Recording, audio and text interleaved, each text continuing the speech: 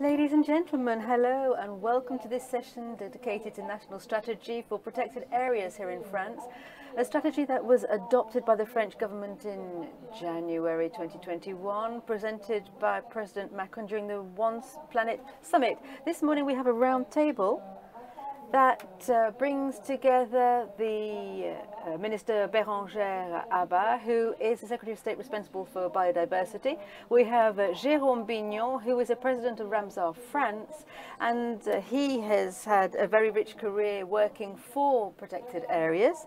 We have Charlotte Meunier with us, who is President of the Conference of Protected Areas and also President of the Nature Reserve Network here in France. We also have Gilles Cletz, who is with us from the French Development Agency.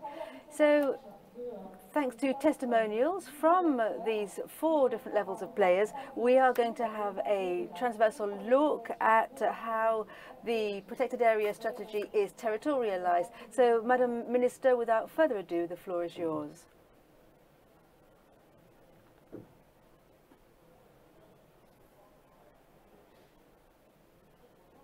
Hello, everybody. You can imagine how delighted I am to be with you here to talk about these subjects which have kept us very busy this year. Many of you will have been following the news since the announcement of our protected area strategy in January. We got down to work immediately. We really committed, firmly committed, not just to have written a strategy and have a pretty roadmap which isn't very operational from the very outset. Once the strategy was published, we wanted to have an action plan, and we have worked a lot already on it, and it is implemented. And I'd like to thank Sophie Dorothée, Olivier Thibault, who you all know, who are both in charge of biodiversity, and they really are busy bees. They're so passionate about protecting these protected areas. So, my dear Charlotte, gentlemen, Gilles and Jérôme, thank you very much for being here to have this update on the diversity of different players involved. There are so many stakeholders, and we'll be talking about that later on. The challenge is key, and we really need a diverse range of players here in France to adapt these projects to find the right equilibrium for defining our protected areas, and that really is essential to our success. Very, very soon we will have the pleasure of being at the Protected Areas Conference, and Charlotte's at the head of that, and we have a goal to reach altogether. I think there are three pillars, three ambitions, if you like. Some of you are sending us challenges on a regular basis, so let's see what the resources are, what the ecological challenges are, what the representativity is of the different challenges in different regions. We have to be coherent in that snapshot of the country and that network which we're going to develop. We have to be motivated, all of us together, and I'm sure all of us will be involved on a protected area project sooner or later, and the target of our work is to think about these issues together. It's a very enriching experience, including on a human basis. And we're talking about wonderful areas, and we have wonderful experiences. So after having mentioned the great challenges, we will be hearing testimonials from our three witnesses today, and I'd like to thank them once again. Of course, it's so urgent to bring about change, which means innovating. And we have to find a unified strategy for mainland France and our overseas territories, for the land and for the sea. We need to have a homogeneous strategy, an inclusive strategy. All territories have to be included because we all are subjected to different challenges. Of course, I'm thinking particularly about the overseas territories. But and the sea is very, very important. President Macron made some announcements the other evening. So in the coming months, we will be focusing on marine challenges. With Macron's commitment to work towards this one planet system. We had a summit in January, and now we are aiming towards protection for 30% of our areas, with 10% strong protection, and we have high goals for the Mediterranean Sea for 2027. So we've got a roadmap, we've got some benchmarks, and we now have to identify the means for our actions. So we're going to have new areas in different regions, environments which are very, very vulnerable that have to be protected, more importantly. And we have some recent success stories. We have created several nature resources. We've got protection for forests in Mayotte, for example. We have concrete achievements which have been protecting peri-urban forests and rivers. Of course, the quantity isn't the important thing. It doesn't matter how much surface area we're covering. The notion goes much further than that. We're not aiming for certain percentage levels, but what we want to do is to improve and to change in general, guaranteeing diversity in our ecosystems, areas that are well managed, that are interconnected, that dispose of sufficient resources to make a robust network that is able to resist to the ups and downs of politics, that resist the ups and downs of time, by anchoring our protected area strategy in the law. I think that's been a very, very important thing this year. We've got a foundation, we've got content, which will make it possible to speed up the deployment of these areas. We have tools, protection tools, which are all very varied. And we have the good fortune in France of having different ways of managing the areas, different statutes, different ambitions. And that means that we can bring on board all the different players depending on the maturity of each project and each territory. And that we have to protect. Some people might think of it as a bit of a constellation there, but I think that's our strength. So this coherency is important. We've got high ambitions, so we need a lot of resources in terms of human resources, financial resources. We have seen an increase of over 10 million euros for protected areas. We've got 60 million more for the recovery program. And as far as the ETPs are concerned, we are working with public authorities. This has all been covered, and I'm very happy to announce that in the finance law, which is about to be announced in a few days, we are going to stop reducing the number of employees working for biodiversity. And I think that's an important piece of news. We all know what an ETP is worth in budgetary negotiations, and so that's really good news. So there will no longer be reductions in the workforces for the operators there in the OFB and the water agencies and the Conservatoire du Littoral. And after having announced at the beginning of the year 40 more advantages for the protected areas, we are strengthening that to go hand in hand with the protection of the forest. So we're employing more people. So we have 2 more full-time jobs which will be added as well. So jobs, budgets, all very important. The trajectories are very, very powerful, and I think that is to be commended. And that represents, it illustrates our commitment to prioritizing these issues. We have scientific knowledge which is coming into play also. We've got the political will, scientific knowledge. So these are very strong signals. It's only the beginning of a very long journey, as we all know. And we know how important it is to be strong here. And there's going to, this Congress here in Marseille is an illustration of how how our position is. And we are going to have France as president of the International Union for the Conservation of Nature very, very soon. And at the COP meeting, we'll be talking about biodiversity. These are all challenges which will be discussed at COP26, because we really do have to bring down the barriers between the different sectors. Yesterday, I was talking at length about the notion of a protected areas at a round table about One Health, because we have to find balance between human health, animal health, and species. And to do that, we have to protect the areas where these species live.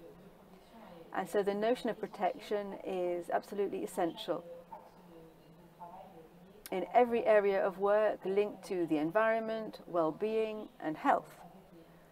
And of course, as you know, there are some major challenges in economic terms. First of all, in certain practices which are deployed in protected areas, tourism, appeal. Sometimes a protected area can be too successful and we don't really know how to cope with that success.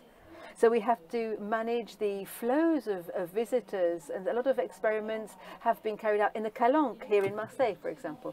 So all of these challenges mean that we are at the very heart of necessary coherency in the government. The different ministries have to work together. And a lot of work is going on, as you know. We have to federate all of the different ministries, federate all of the different public policies, so that we can achieve economies of scale. So another piece of good news this year is the different nature reserves are going to be extended. We've got 9 which were created and expanded. There's a 10th one to be created very, very soon, and the Mont Blanc is going to be protected. There's going to be a decree passed there because there are too many tourists visiting it. We've got 7 regional nature parks have been created, 500 marine areas which are going to be operational by 2022.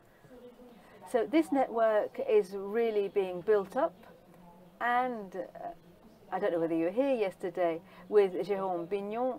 I could confirm yesterday that we are launching the application of a 12th nature park that will be devoted to the wetlands. And so that's very good news.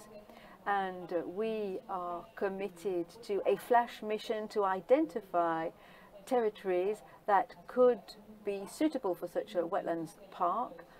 And once we've defined the parameters, we will be doing local consultations to go forward with that project for a 13th nature park, a nature park devoted to wetlands and all their biodiversity. So coherency and ambition are there. And on the international stage, we're also moving forward with indicators that enable us to benchmark our ambitions in our different protected areas in a different context. It's a notion of assessment. And I really do want to underline how strong French protection is. It's not the strictest protection, but it involves mankind and the economic values. We really have to assess all of the criteria and all of the impacts so that we really are protecting the ecosystems.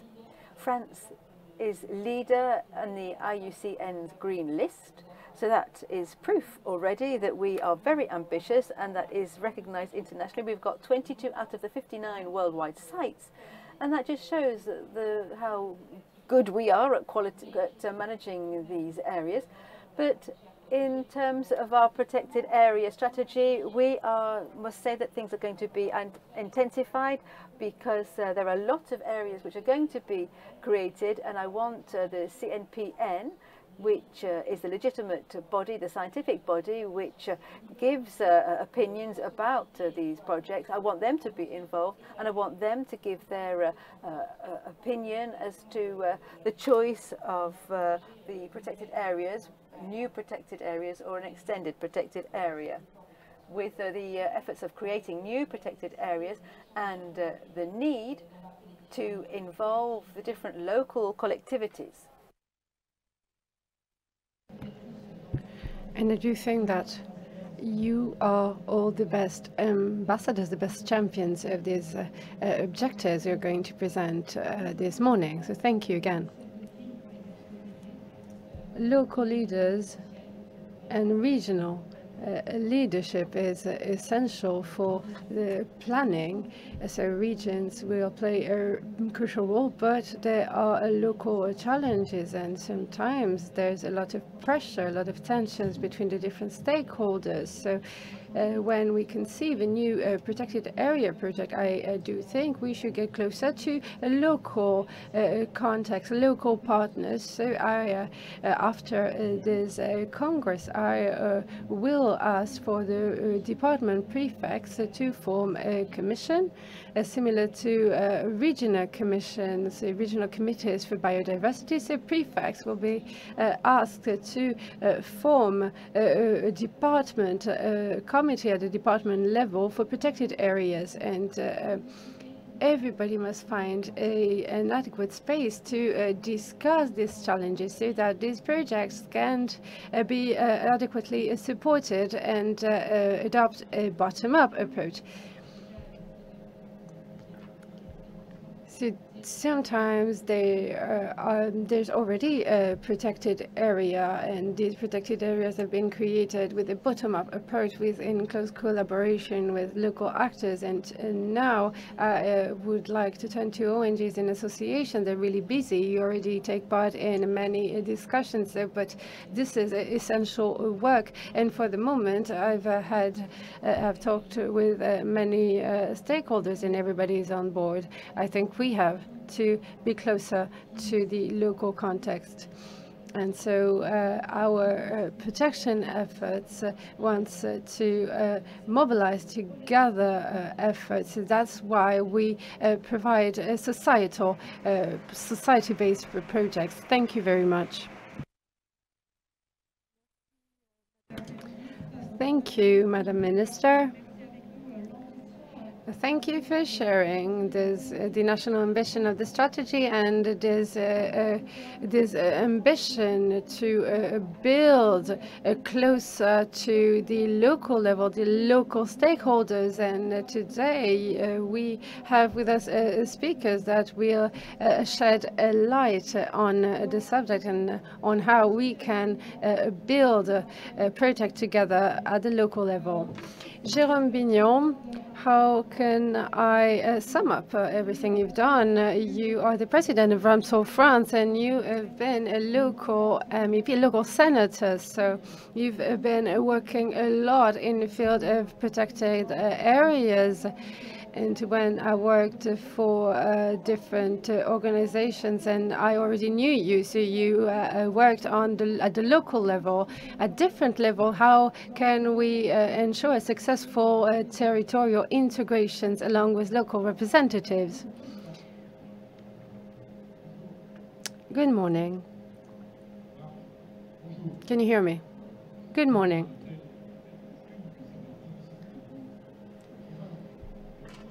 So thank you, Madam Minister, for your kind words and for your thoughts that is at the heart of your action.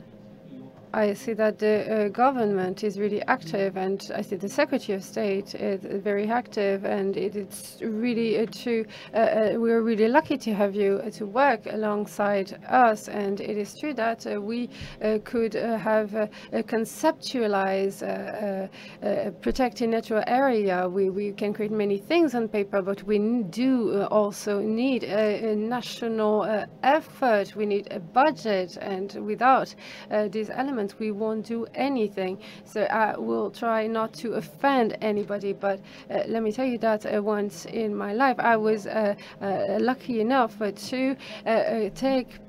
to work on marine protected areas. So there was no agency dedicated to marine protected areas. So that was a surprise for me. I couldn't quite understand how you could create marine protected area out of thin air with no follow-up.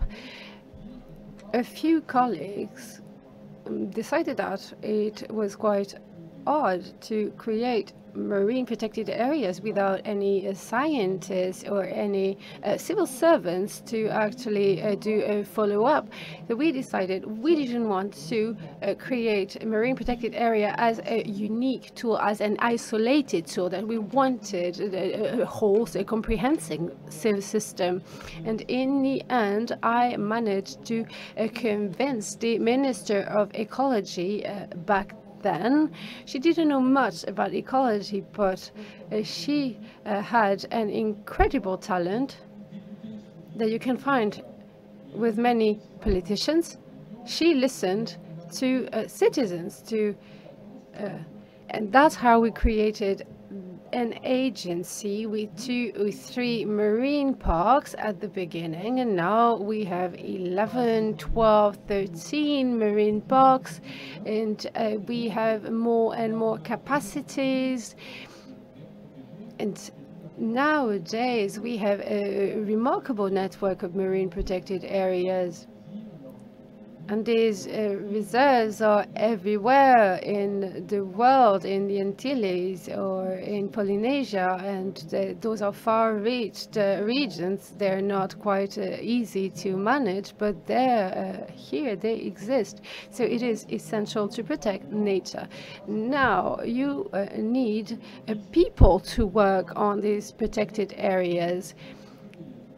You need people to take care of these protected areas with ships, and again, we also need a budget, we also need money. So that's the second challenge.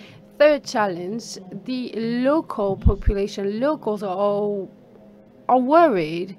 So there's law enforcement, and some other people want these protected areas to be here, like fishermen want to actually fish, to capture fish, to live. So we do face challenges, and we need an integration of the territories in these marine protected areas. We also need to work alongside citizens. The town council should work with everybody, with professionals, with citizens, with schools, but it cannot decide by itself, because it will be all powerful, and then nature could be under threat. And that the same goes for the government. There cannot be one almighty power who decides it all. We need local authorities, we need local representatives to take part in the process. And that's how this integration can become an asset. We do not ask people to guard the protected area as if it was the Louvre, because the Louvre needs visitors, and that's the same for the same goes for protected areas. And moreover, these protected areas generate biodiversity, while the Louvre doesn't really create biodiversity, although it does disseminate culture. So the citizens should actually take part in the process, but in the right way. I was told I was an expert, but an old expert, but I do have expertise, so please listen to me, because I won't be there forever. I am delighted to be here and to say it directly to you. And I have been working on marine protected areas for 20 years. I attended the first huge congress about marine areas. I was the only French participant. The state of France, the French government wasn't there. And we have a very committed administration today. So first thing that France wasn't there, the first conference. So we went to Melbourne, and we were right. So we managed to raise awareness within the government. We managed to do that. Thank you. And if you have questions, or if you want to go further into details, you can speak to Jérôme at the end of the session. And now over to Charlotte Meunier, the president of the Conference of Protected Areas, and you are also the president of the Nature Reserves Network in France. So you've got two different functions, and so what do you think we need to have a successful territorial integration? What can be the synergies between the administration and citizens, because you are in contact with society as well as with ecosystems? You can so make a connection. Thank you very much. And I think this is a success story of a protected area of biodiversity with this elected representatives who is so committed. We were trying to come up with solutions to determine how we can get a successful integration. Well, you can see there's so many actors here that are committed and are active to reach this goal. My network has actively taken part in the drafting of the national strategy, and that's a success story in itself. So now, how can we make sure that this national strategy is implemented? Many measures have already been implemented. However, we all know we need further action. We need enhanced ambitions, so that we can respond to significant challenges in the field of biodiversity, of which protected areas have pillars. So we work on them, we focused on them, and I do think that the territorialization process is essential to reach our goal.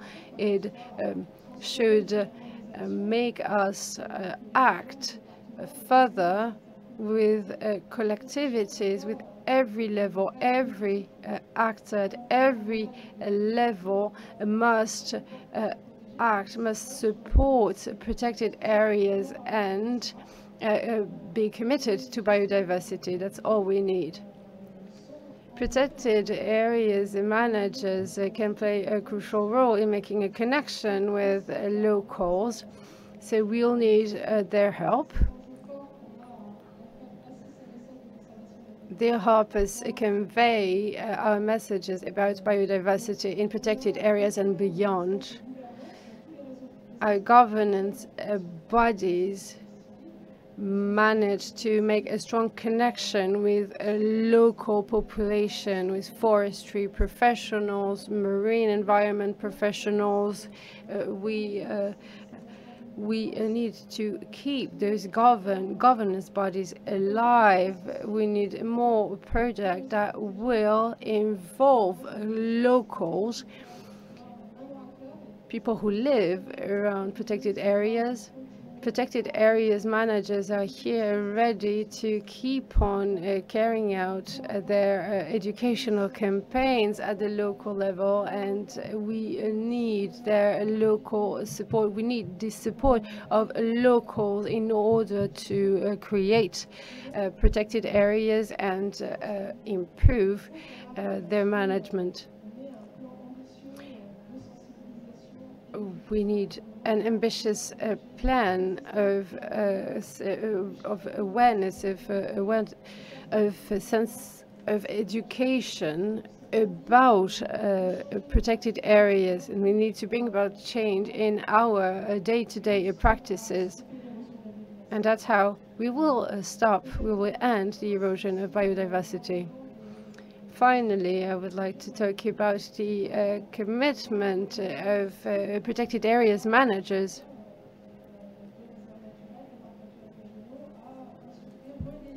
each manager has the responsibility to drive our commitments in their day-to-day businesses and agriculture policies, for example. So I think we need a greater plan, a more ambitious plan for this national strategies, and we also need a stronger commitment from local actors. Thank you.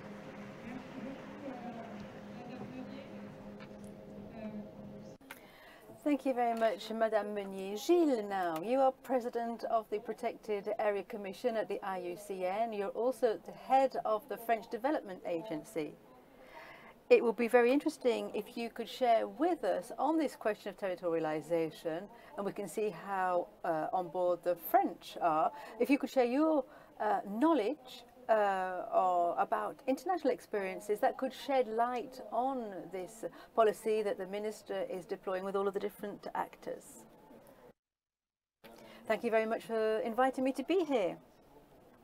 I'll just say a couple of words, first of all, to congratulate you, and I would just like to say that France right now has a great reputation. It's got great appeal right now, thanks to the government team, but thanks to all of France's history for protecting biodiversity. So we really are in the limelight right now.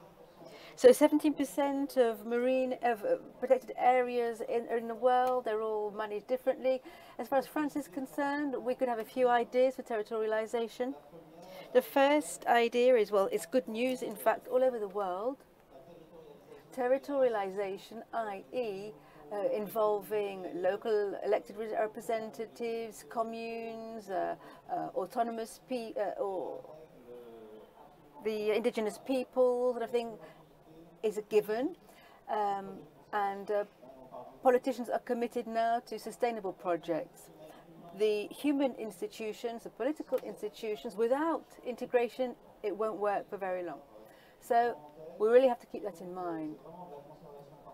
So it really is conservation in partnerships all around the world. There are different types of regimes. The state is always the curator, if you like, but the project must never be a hostage to the state. You have to find the right balance. In France here, we have a strong, committed state, and that's a great thing. However, we have to maintain that balance. Everyone has a role to play. A second lesson from the international stage, it could be a lesson between strong protection and territorialization. If you work with protected areas, you are very familiar with this link whereby the more local your project, the better protected. It's not always true. In Africa, for example, Latin America, there are a host of examples of conservation areas that are strong protection, IUCN Category 2, managed locally with local spin-offs. In general, we do need some kind of motivation from the state, but strong territorialization, strong protection, the relationship between the two is very complex, and it's worth taking a closer look at that relationship. And there are some examples in France which are working well. The third notion, and here France can learn from the international stage, and this is the economy of territorialized conservation. In France, our conservation depends on the state's central budget. We can learn from different areas. There are emerging economies which show us that other models are possible, and using mixed resources, fiscal shields, revenue shields, which are very, very strong, and that protects the partnerships, which I was referring to in my first idea. These are notions of the economy of conservation. I think France has lessons to learn from other parties. We have to adapt what's going on elsewhere in the world to France. There are some good ideas out there. Fourth idea, technological innovation. In these different national biodiversity strategies, we're going to be managing 30% of territories in a coherent manner, which means that we absolutely have to seek out digital innovation, work with satellites, in a more proactive manner, particularly for these marine protected areas. We really need to bring down the cost of management. And there are some very interesting ideas that are being currently developed. A fifth idea or suggestion: let's open up even more to the international stage. And I believe we have wonderful networks of managers of protected areas. We've got all kinds of labels,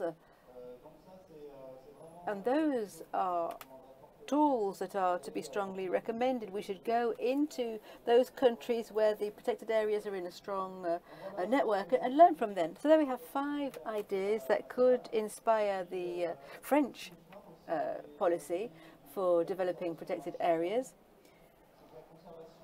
Conservation is part and parcel of our national story, our national narrative, our identity. It's part of who we are as French people and as Europeans. And we have to protect 30% of our territory, keep it in good ecological state with major sites. It's all part of our national narrative. And we have to weave it deeper into our narrative. That applies to biodiversity in general, but also to these nature spots, which have to become part of our national identity. And if we manage to do that, it will be a solid and durable platform. Thank you very much. Well, thank you very much, Gilles Kleitz. Thank you very much to all of the panelists for the different points of view. Yes, it's very clear that each party can learn from every other party. Madam Minister, would you have a few closing words to end our session?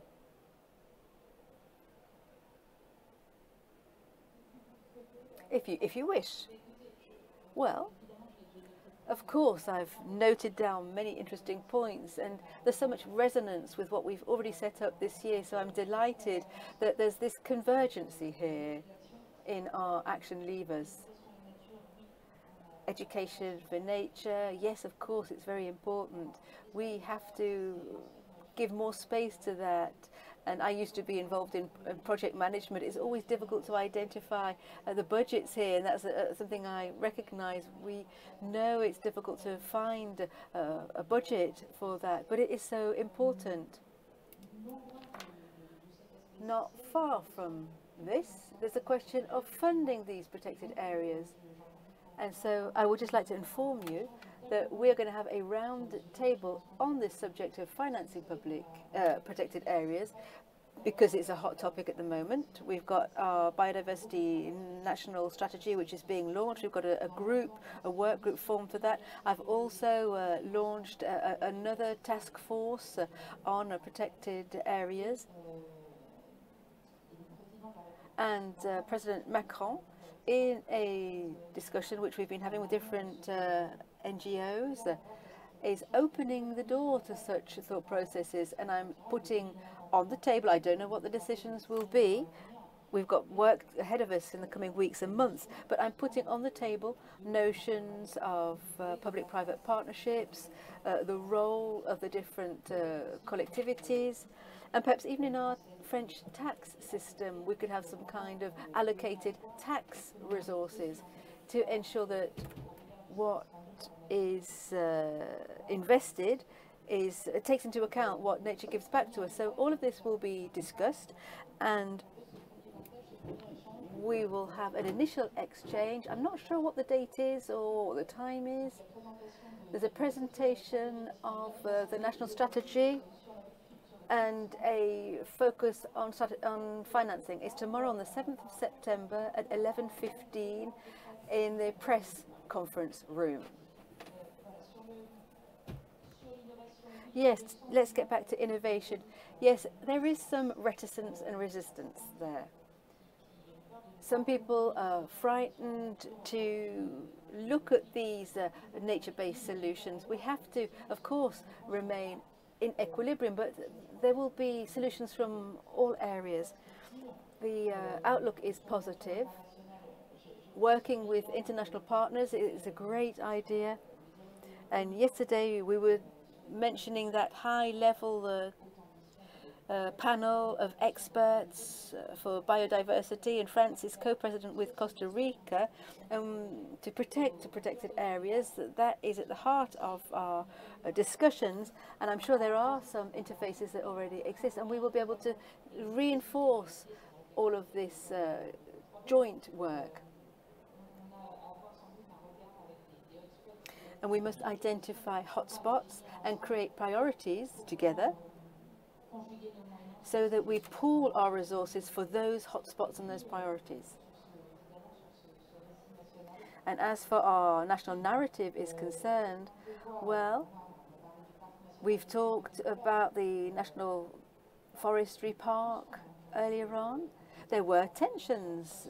It wasn't easy here in France to create that park, but some witnesses would be able to say that once the decree was published, we moved into another phase, and there was pride about this territory, which had regained its identity through this park. And so I think that's very reassuring when you're going through rather stormy discussions. It's great to see how it can transform everyone's state of mind and their pride also. So a great thank you to everybody, and let's look forward to new projects very, very soon. Thank you very much, Madam Minister. Thank you very much to Madame Meunier, Mr. Skleis and Bignon for your information. I would just like to say that there is going to be, in a few moments, a presentation of a film on protected areas in the Reimagine room. It was made with the French Office of Biodiversity. So it's going to be screened in a few minutes in the Reimagine area. And so it's a film which I recommend you go and see. And it was directed by the Ministry, IPEC, and go and see it. In this room, we are going to be hearing another conference, which is just as exciting, because it is going to be all about collectivities, businesses, and partners committed to nature, all in action. So I'm going to leave the floor free to the partners of this next session, and I'm sure we will be hearing from the Secretary of State once again. Thank you, everybody. So Laurent and I have decided not to speak for too long, and we're going to show a film instead. I don't know if there's anyone in the room who hasn't already heard what I'm about to say, but nevertheless I shall say it. So, as an introduction, I will say a couple of words about climate change, and I'll simply say that something is happening. I think the scientists have been telling us this for a very long time, but I think we have difficulty listening to the scientists here in public. There's an adaptation phase before we can take into account these different elements. I think nowadays, more or less, we can agree that something is happening. There are indicators, many water indicators. Every year we come across the hottest year that we've ever had since goodness knows when.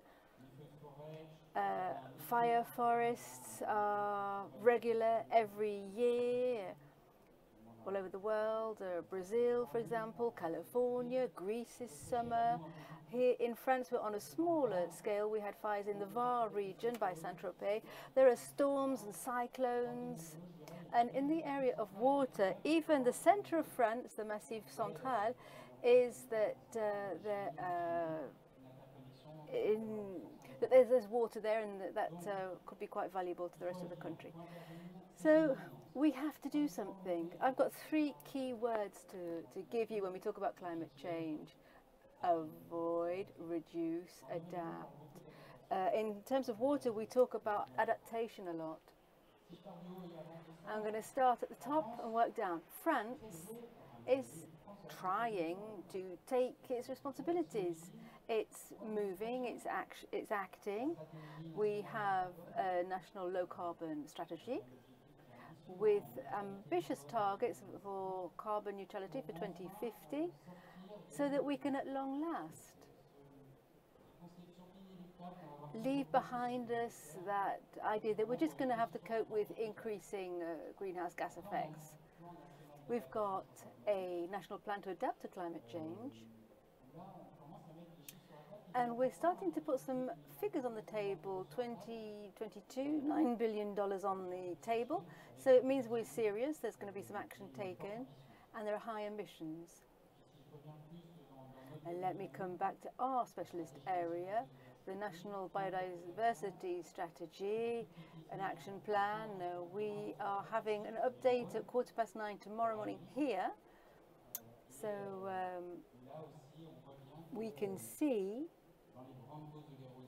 that in the great causes of the erosion of biodiversity, there is climate change. So we've got all of these plans and strategies, and they're all very, very important so that we can map out the future, have a strategy for the medium and long terms. And that is how we're going to identify the path to take. In real life, of course, you can draw your plans, but you still haven't taken any action. You've done nothing real out in the field. So the key word is territorialization. These plans and strategies will only work if the people out in the field join together and act. As far as I can see, and I really do defend the world of water, water is a great marker for adaptation to climate change and reducing climate change. I'm happy to see and to repeat that everyone involved in water is aware, is getting organized, and is taking action at several levels. There are three details here. Governance in terms of water since 1964. All of the actors who are involved are drawn together to come up with a consensus and sometimes compromises and to identify solutions. So concerted local governance is so important. If you're just two parties working together, then that's not enough. You really need to involve all of the stakeholders. People in water are drawing up their strategies, concrete actions to be taken, very practical, pragmatic solutions that will be able to guide us for the future. And of course, we have some investment. There is money, and that means that you can do things. That's really important. So we've got €2 billion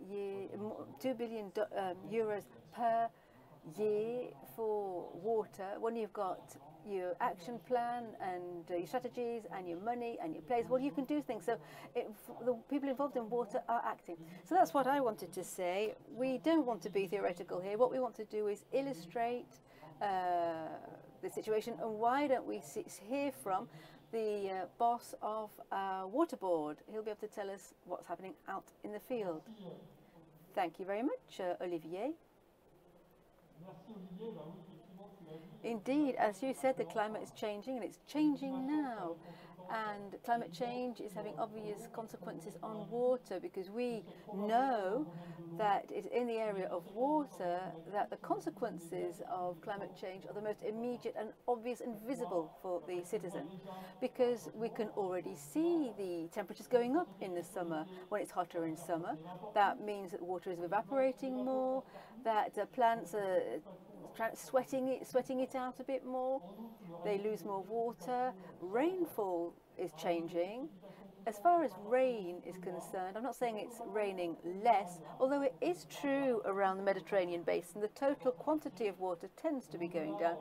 However, if you look at France, for example, it's not necessarily that the quantity of rainwater is reducing, it's that we're having occasional strong downfalls. We've had the storm called Alex recently, and we also have periods of drought, which are longer, more frequent and more intense. So climate change in the field of water is meaning that there's less snow in winter. Snow is really useful because it melts in the spring and the beginning of the summer, and that keeps the water flow going. Whereas if the water falls in the form of rain, it's not the same for biodiversity. So we have grounds which are drier, we have less water in the rivers, we've got 40% less water in the Rhône, for example, by the end of the century. That's what the forecasts are. and the impact will be conflicts in terms of how we use that reduced amount of water, and there will be impacts on all water environments. Given the context, we have to look for levers for working, and these are being developed. Public water boards, which answer to the government, have to manage water bodies, and we also can act on biodiversity. So we have to ensure that the water bodies are in a good state of repair, and to do that we have our different committees, their political structures which we can count on, and we've got plans drawn up of how we can adapt to climate change. We've got a basin here in the Rhône in the south. It's a main basin. As Olivier has already said, it's all very well to have these overall schemes. You've got to take action steps. So we have developed different tools that are called water resource management tools. That's what we call them locally. Nationally, they've got a different name. But these schemes identify water problems linked to climate change on a specific territory, and then we identify how the source and usages are going to evolve, and we have to make sure that the aquatic environment is respected. Everyone has to come around the table in a participative approach. Everyone has to contribute, and then we have a range of solutions to get back to equilibrium. So we use a whole toolbox to get us back to equilibrium in the most balanced way. So we have many options. The most obvious option is to save water and to stop wasting water, stop these leaks in the drinking water system. Let's enhance individual behaviors in their consumption of water. Let's stop wasting water when we're watering gardens and farms, etc. There we can choose crops which are more economical. Let's stop wasting water in industry. Let's save water at source as much as possible. And then there are also other solutions which are just as important, and they correspond to this conference on nature, and that is to use nature-based solutions. Well, that means we have to combat against soil sealing. We have to worry about the water table underneath the ground. We can store a lot more water than we could ever store in all of the dams all over the world. But the water has to get here, and we have to make sure that water can trickle on the ground and go into the soil. It must not be sealed, so that will be very good for everybody. We'll be able to enhance filtering into the water table. That will prevent pollution being washed down into the ground. It will enhance biodiversity in towns and around towns, because the soil is no longer sealed, and so the ground is moist. And it will also mean that we can fight against urban heat islands, because that is a problem in a built-up area. Nature-based solutions are very important. So rivers, etc., can store. Wetlands are important because they can store water, they can stock water. They're very rich in biodiversity. Wetlands have a lot of species there, and the quality of the water is great in wetlands, and that is good for our drinking water sources.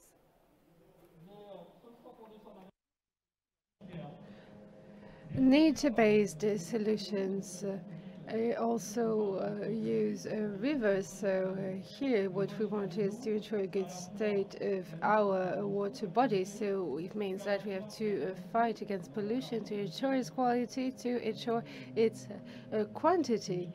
Because, as I mentioned, we need to ensure a certain balance and fight against any territorial dispute. However, rivers are not pipes, so we just have to do more than just put water down the pipeline. We need living we need to keep them alive with shores, natural shores, with diversified riverbeds, depth, and we need to channel them and to structure them. Our rivers must be kept alive, so we need to bring down all the barriers to the circulation of species and sediments. So those are the conditions we need to fight climate change. So a nature-based solution focus also on everything that is around rivers, and we have adopted a concept called blue tracks. So it means it's about everything that is around the rivers, all the water you can find, like water in ponds, for example, so water in general. And that is why last year, and Bérangère Abad, the Secretary of State, as mentioned it, we have launched a Biodiversity Marathon. And the objective was to encourage collectivities to move forward and to build edges. So there was a marathon on 42 kilometers, and the objective was to build hedges and ponds so we could recreate this blue track and promote resilience in the context of climate change. What about water bodies?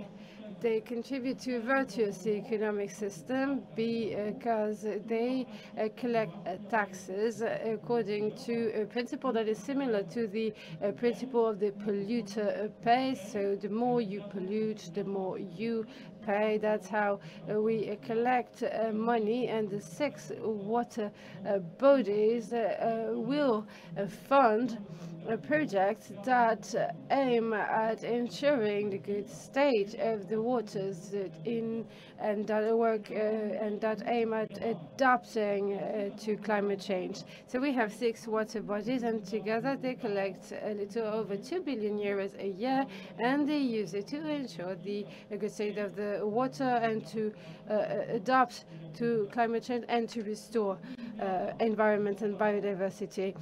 If we take this 2 billion euros a year, well, 500 million euros are focused on climate change, and we also allocate a fund towards measures in favor of biodiversity. In the water body for Rhône, Méditerranée and Corse, she has a budget of about 400 million euros a year, and we allocate 80 million euros a year for 2 measures for biodiversity, for protecting wetlands and for the blue track. Over the past 6 years, since 2018, we have supported the restoration of about 500 kilometers of rivers. We have contributed to the restoration of wetlands because we want to play a role in building up the resilience of environments. So that's how we will help our territories to adapt to climate change.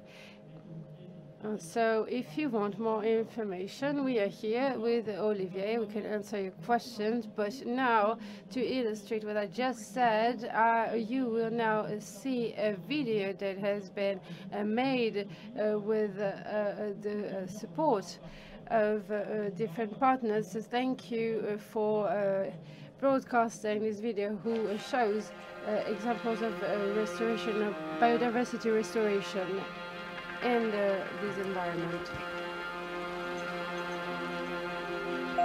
Les bassins Rhône, Méditerranée et Corse sont riches d'une grande diversité de milieux naturels, sur terre, en eau douce comme en mer.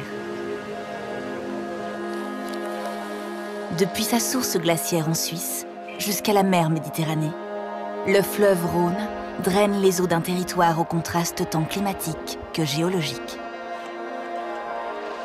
Cette variété offre au bassin versant du Rhône un patrimoine naturel unique et sensible aux multiples pressions humaines. Fragmentation des milieux, surexploitation des ressources, pollution, changement climatique et espèces exotiques envahissantes sont les principales causes de l'érosion de la biodiversité. Au cours des dernières décennies, les milieux aquatiques, comme la plupart des espaces naturels, se sont dégradés et les espèces qu'ils abritent ont disparu à un rythme alarmant. Ce phénomène est la conséquence directe des activités de l'homme.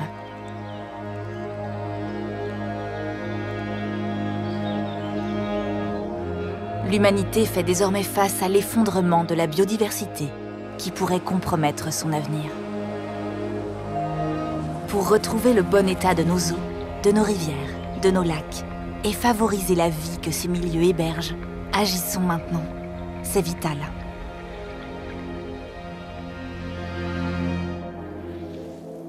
Le bassin versant du Rhône a fait l'objet de nombreux aménagements et a subi de forts impacts au cours des 2 derniers siècles.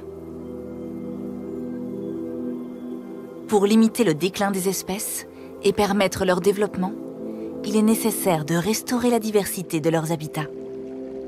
La seule protection des milieux n'est pas suffisante et aujourd'hui, de nombreux acteurs du territoire s'engagent dans des actions de renaturation de milieux dégradés pour retrouver les habitats vifs et courants originels. Ici, le Rhône, il avait perdu beaucoup de l'Aune qui s'était déconnectée, la nappe ayant parfois descendu. Et donc du coup, le fait d'avoir des launes différentes, c'est vraiment ce qui a apporté le projet de restauration du Rhône. L'idée, c'était d'avoir des launes qui soient à la fois courantes, stagnantes, connectées que par l'aval, connectées à l'amont et à l'aval, pour que la biodiversité elle puisse revenir dans de bonnes conditions. Les scientifiques ont mesuré ces retours de biodiversité, donc à la fois sur les poissons, sur les macro-invertébrés et sur la morphologie. Et ils nous disent aujourd'hui que la restauration du Rhône a fonctionné, c'est-à-dire que la biodiversité qui devait réapparaître et regagner ses bras restaurés était effectivement de retour. Grâce à la mobilisation collective des acteurs politiques, économiques et associatifs, la reconquête de la biodiversité est engagée et les signaux vitaux du fleuve et de ses abords sont aujourd'hui encourageants. Alors donc là, on est sur le site où il y a eu un des plus importants chantiers de démontage complet des ouvrages de navigation Girardon. Il y avait donc cette digue d'enrochement qui faisait 3 à 4 mètres de haut. Donc la digue a été entièrement démontée et depuis ce démontage, les processus d'érosion se sont remis en route. La relance de ces processus permet de retrouver des habitats qui n'existaient plus sur le Rhône et plus sur la réserve.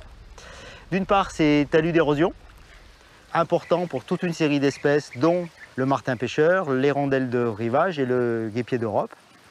Et ces dépôts sableux qui sont colonisés par des végétations particulières, tout à fait typiques d'un cours d'eau naturel avec des basses eaux d'été. Et ces habitats étaient eux aussi très peu présents avant ces changements.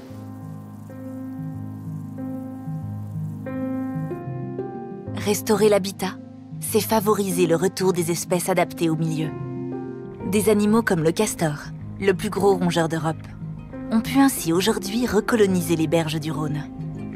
À leur côté, c'est tout un cortège d'espèces indicatrices du bon fonctionnement de l'écosystème fluvial qui font leur réapparition dans le fleuve, ses milieux annexes et même dans la plaine alluviale. Mais il faut aller plus loin et prendre en compte les besoins des espèces dans toutes leurs dimensions, en facilitant l'accomplissement de leur cycle de vie, dans l'eau et hors de l'eau. Les espaces qui connectent la terre et l'eau forment la trame turquoise, indispensable à l'épanouissement de toute la biodiversité des milieux aquatiques et humides. On retrouve ici des espèces comme les amphibiens, les papillons, les libellules et aussi de nombreux mammifères et oiseaux. Alors, la tortue cistude est une tortue aquatique, elle passe la majorité de son temps dans l'eau. Et puis les femelles, elles vont sur des sites terrestres pour aller pondre. Donc il lui faut des prairies bien rases, bien pâturées ou qui viennent d'être fauchées pour pouvoir pondre. Le problème qui se passe, c'est la fauche à certains endroits qui est mécanisée où des femelles peuvent se faire prendre dans les machines. Et puis c'est surtout le problème de la transformation de l'agriculture en bordure des zones humides où on a planté beaucoup de céréales et notamment beaucoup de maïs. Et donc là, cette transformation, elle est souvent irréversible et on perd des sites de ponte. Donc c'est vraiment important de travailler là-dessus, sur les sites de ponte associés aux zones humides. Et ensuite, c'est important de travailler sur la connexion possible entre ces réservoirs de biodiversité pour que les populations puissent échanger. Parce que la cistude, elle permet de protéger toute une panoplie d'animaux et de végétaux qui ont besoin des mêmes conditions. Donc aujourd'hui, on s'en sert un petit peu d'étendard pour protéger les zones humides, les pelouses sèches et montrer que l'homme peut avoir une action importante et une action positive sur la nature en gérant des milieux aquatiques et en gérant des prairies. Cette vision transversale de la nature élargit le champ des possibles, démultiplie les moyens d'agir.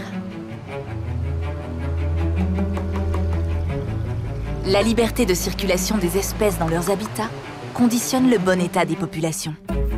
Cette notion prend tout son sens pour les poissons dont les déplacements font partie du cycle de vie. Ils vont parcourir des distances de quelques mètres à quelques centaines de kilomètres pour se reproduire, se nourrir ou s'adapter aux changements de température.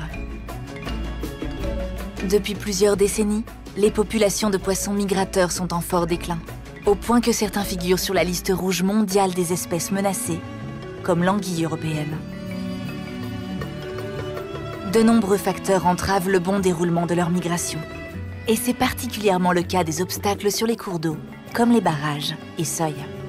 Ces ruptures de continuité écologique font aujourd'hui l'objet d'aménagements pour restaurer la libre circulation des espèces.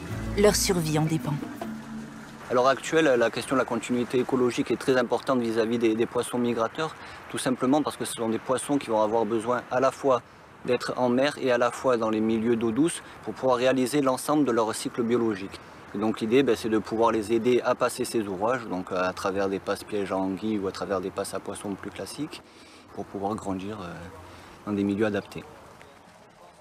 En moyenne, on retrouve 450 000 anguilles au niveau du premier aménagement, donc sur les différentes années de suivi qu'on a pu avoir, tout en sachant qu'il y a aussi une part de la population d'anguilles qui va emprunter les écluses sur les aménagements de la CNR. Les eaux du bassin du Rhône et la vie qui en découle vont bien au-delà du simple lit du fleuve. Ainsi, les terres imprégnées d'eau, qu'on appelle les zones humides, présentent de multiples facettes. Marais, tourbières, prairies humides, lagunes, ces écosystèmes forment de véritables berceaux de vie. Le maintien de zones humides en bon état rend des services inestimables à l'humanité. Elles jouent un rôle primordial dans la régulation de la ressource en eau et son épuration. Elles atténuent également les effets négatifs du changement climatique lors des périodes de crue, en absorbant l'eau en excès.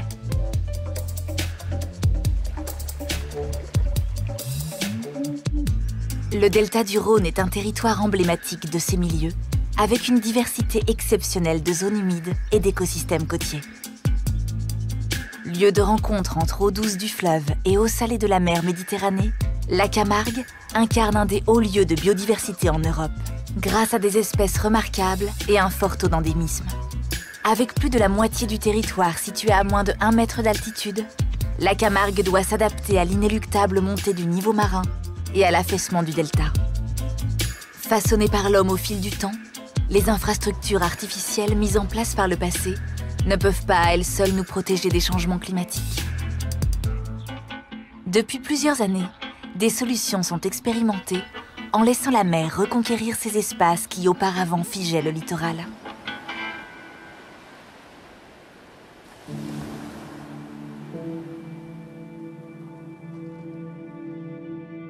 La Méditerranée nous offre d'autres écosystèmes, source de services sans équivalent à l'échelle de la planète.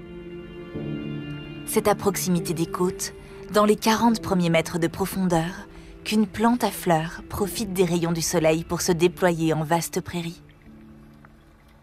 Véritables forêts sous-marines, les herbiers de Posidonie capturent 2 fois plus de carbone qu'une forêt tempérée ou tropicale. Par leur implantation, ils contribuent à la protection des côtes contre l'érosion et sont des habitats essentiels à la vie, Pour l'alimentation, la reproduction de la faune marine, dont de nombreux poissons. En 100 ans, 10% de la surface des herbiers de Posidonie du bassin méditerranéen a disparu. Et la plaisance et la croisière sont désormais les causes principales de sa destruction. Le mouillage des bateaux arrache en effet les herbiers sans qu'ils puissent se reconstituer. Si l'interdiction de jeter l'ancre représente la solution ultime, des aménagements existent pour concilier nautisme et préservation du milieu. Le déploiement de ces solutions fait partie de ces nouveaux enjeux pour permettre à la biodiversité marine de s'exprimer pleinement. Le bon fonctionnement de ces écosystèmes est vital pour préserver une biodiversité riche et nécessaire au maintien des services qu'elle rend à l'humanité. Conserver et restaurer ces systèmes naturels, c'est un levier d'action pour renforcer la résilience des territoires face aux impacts du changement climatique. Partout sur la planète, la multiplication de ces solutions locales et durables permettra demain aux populations humaines de continuer à bénéficier des richesses de nos cours d'eau, de nos lacs et de nos océans. Pour nous et pour les générations futures, ensemble sauvons l'eau, sauvons la biodiversité.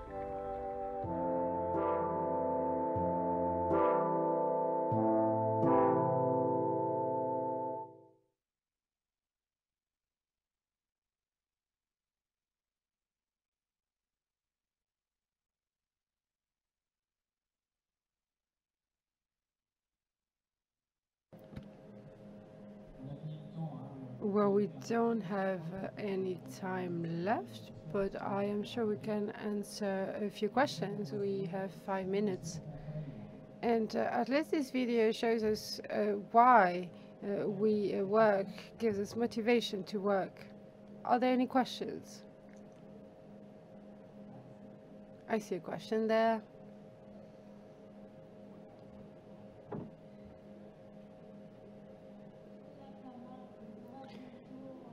I want to talk about the Camargue region. There will be less and less land and more salted water. Isn't that an issue for plants and for everything?